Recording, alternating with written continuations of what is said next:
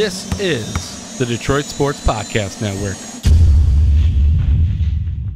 Jaleel didn't start today. Just minor violation or something. No violation at all. Actually, Jaleel Hogan had a lion's share of work to do academically this semester with his finals. So, believe it or not, what you saw Jaleel Hogan do was actually a miracle because Jaleel Hogan didn't practice this week. So as protocol, I typically don't start players that aren't able to practice for us, in the spirit of full disclosure. He's such a beast inside. He can be such a big presence for you inside. I mean, how much is it a concern to keep him on the floor, with out of foul trouble? I mean, obviously that's been an issue for him. It was an issue again today. I mean, how important is that? I think it's very important for us to be able to keep our most formidable players in the game. One of the ways that we look to manage fouls is through schemes. Sometimes we will double off the passer. Sometimes we will front the post. Sometimes we'll send a post double, in a variety of ways. Sometimes we'll play zone, to try to protect those guys. The chess game that goes on in non-conference play is you don't want to show all your schemes early and get it on video for your conference opponents to dissect what you do. So it's a little bit of a risk, that you take, early on. Fortunately, Malik Eichler was able to step in. Fortunately, we have guys like Cole Long that's versatile enough to play inside and out for us, as well as Chris Jenkins. And then Gerald Blackshear, to the degree that he can, gives us minutes, at those positions. But moving forward, I think we'll do an even better job through schemes to protect those guys from foul trouble. Now, Coach, how crucial is it to get some scoring out of Josh and also Corey Allen down the stretch in a game like today? I think it's pivotal for those guys to be able to generate scores in those instances, and for two reasons.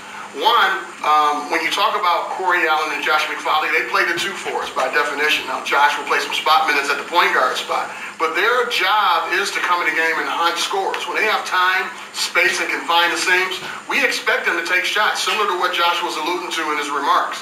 And so it's very important for those guys to be aggressive at all times, to keep defenses honest, because what it does, it not only opens up the floor and widens the floor for our interior play of Jaleel Hogan and others, but it also provides us the space we need to drive downhill and things of that nature with other players like Chris Jenkins, and others that may be on the court with them. So today, essentially, we took the same shots we've been taking all season. Fortunately, maybe the week off, I gave him 3 days off this week due to finals. Fresh legs may have contributed to 60% shooting from behind the arc. How impressed were you with the play of Cole Long, especially when he had that late game steal? How impressed were you with that and his overall play? Yeah, I was very happy for Cole. I'm going to tell you why. Cole has been investing a lot in what I like to call sweat equity. It started to crystallize for him on the road at Toledo, where he caught the ball in the high post, made a couple nice strong drives to the basket for scores. He's been in the gym. He's by far the guy on our roster that bugs the coaching staff to get in the gym the most, without question. So now he's enjoying the fruits of his labor, and he's able to draw on that confidence from that investment in what you saw today. Coach, is there an advantage maybe to getting the losing, to have that happening right now, the losing before Horizon League play officially starts? Is there an advantage at all to that, do you think? The hidden advantages to the way we designed our schedule this year is simply this. 7 out of the 10 first games were on the road, okay? So again, when you're a new coach coming in, establishing a culture, I think it's important to note that those road games help speed up the connectivity amongst the coaches and the players, because we're in a hostile environment. Nobody's there but us. No parents, no relatives, no friends, and so the only voices that they're hearing is those of each other and the coaching staff. So it's this little wilderness experience, if you will.